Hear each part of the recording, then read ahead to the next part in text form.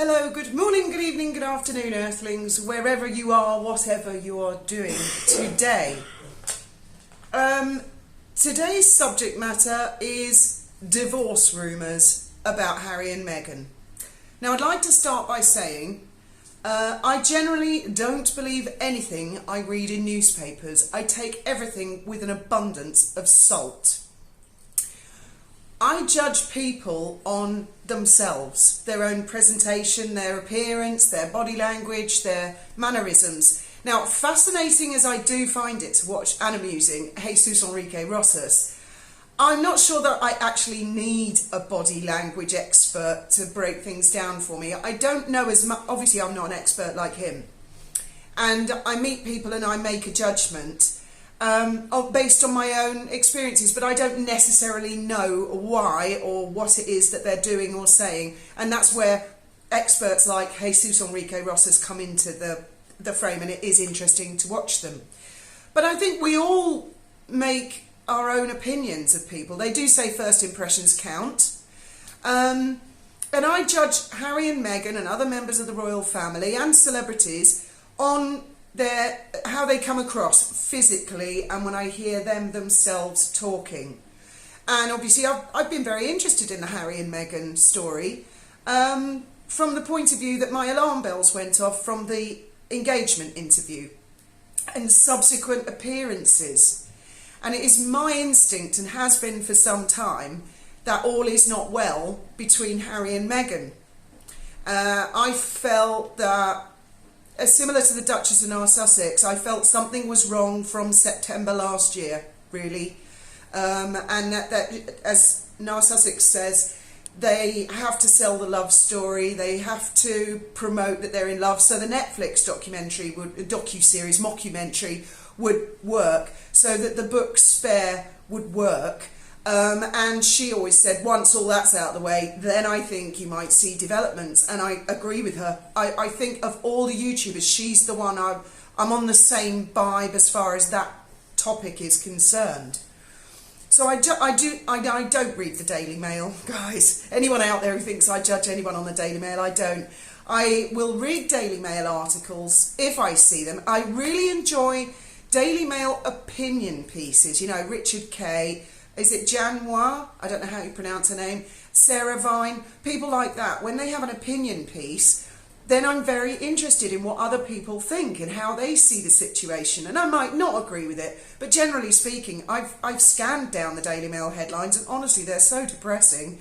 It's just full of murder and awful things. I had a look a couple of weeks ago and I thought, oh God, I'd feel suicidal if I read this newspaper all the time. Come on, Daily Mail, we could do with a few more laughs in life. We don't need to hear all tragedy, death and despair. I found this article on a website that I do get quite a few news items. It's called Bol News. I don't know if any of you ever get it. It's called BOL. And it's a very interesting article, I think. I'll read out a few bits. It says, Meghan Markle considering separation from Prince Harry amid divorce rumours? ? Now, they're largely basing this on the fact that Meghan has been absent for Harry's promotional campaign of his book, Spare. Prince Harry and Meghan Markle, who have been living in Montecito with their 2 children since they stepped down, blah, blah, blah, are causing a stir in media due to an alleged disagreement. In the midst of speculation surrounding the couple's divorce, the Duchess of Sussex has reportedly sought time apart from her husband. Now, then they go on to how I think her PR has already said that the reason she's been absent is to let Harry have the limelight, which I find incredibly hard to believe, because she's the kind of person who loves the limelight. I mean, she's there on stage at Invictus, wasn't she at some sort of Invictus award where she stood up on the stage, gave the speech and introduced Harry, and I thought, but this is Harry's bag, why is she there? The recent rumours regarding the couple come after it was predicted that Harry and Meghan would divorce. Earlier this month, a clairvoyant predicted that their marriage will crack. Now, I follow several tarot card readers, and I am very interested in clairvoyancy. I'm interested in all belief systems. Obviously, a lot of people are going to read that and go, oh, a clairvoyant predicted this, you know, la la la la la. Now, I think I can't speak for the other tarot readers. For a start, I follow Tarot Corner of Dew, lovely lady. I follow Through the Griffin, and I follow Tarot by Andie. And when they do tarot card readings, and I used to do them myself, it's open to interpretation, and they are channeling what they are receiving. They're not declaring facts, and you'd really have to look into it. So, I mean, when a newspaper article says something like that, it almost belittles it, and I don't like any sort of belief system being belittled. Now, what's interesting, I want to sort of stick up for Meghan a bit here. Don't shoot me down. Let's forget for a moment that it's Meghan Markle in this particular marriage, but we'll consider Prince Harry. If he was in a relationship with any woman, let's say any other woman than Meghan, and he's writing the sort of things that I've seen quoted from Spare, and the way he speaks about her, it's so needy, it's so clingy. So from Meghan's point of view, yes, I know what you're all thinking. If she's thinking, I'm getting out of this marriage now, even if it's true, who knows why. But if it was me, for example, and you all know my Graham loves me to bits, but he's not sicky, icky, vomit-worthy, clingy. I could understand somebody feeling, I need some airspace, I need some breathing space, I got to get out of this. Now, maybe Harry's laying it on thick for the love story narrative, perhaps. I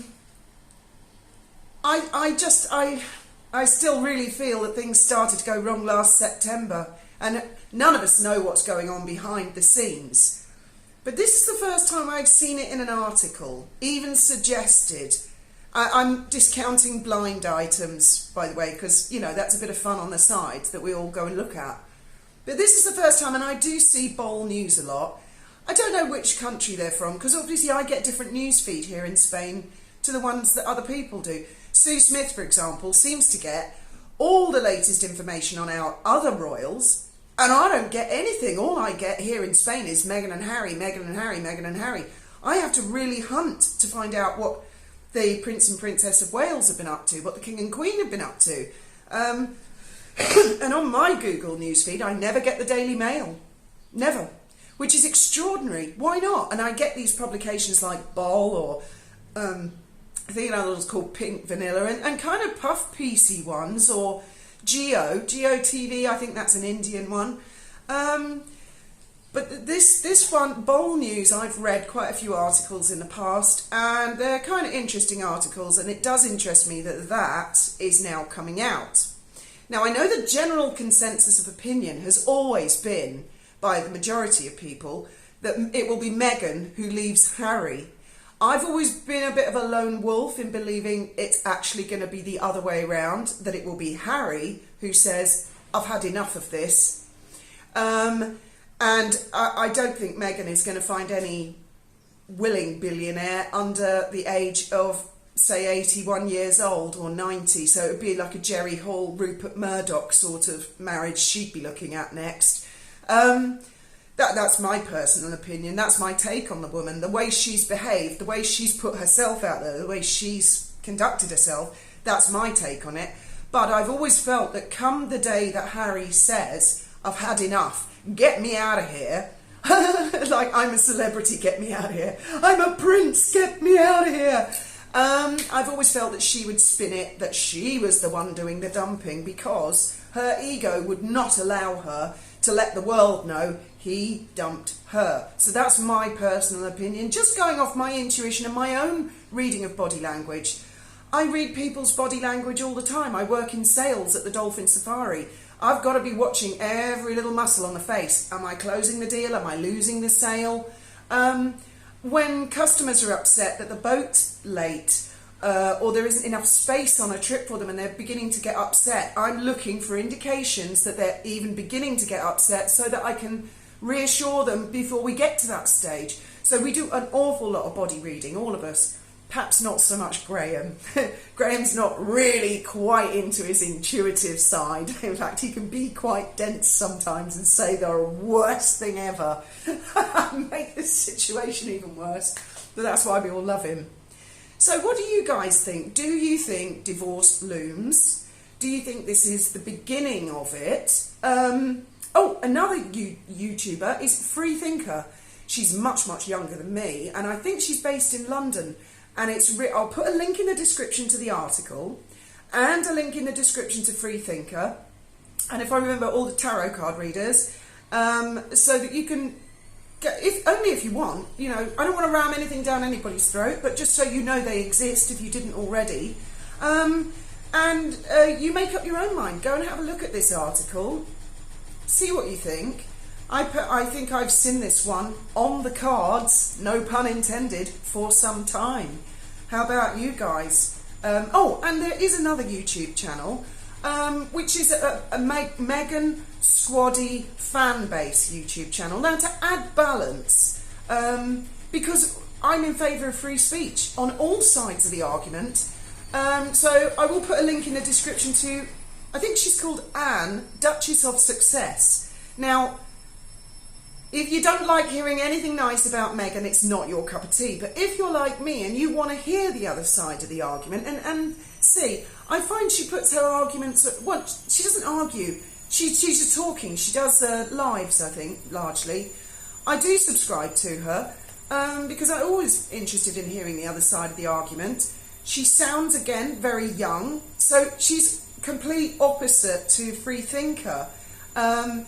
I think Freethinker's younger, actually, than Anne.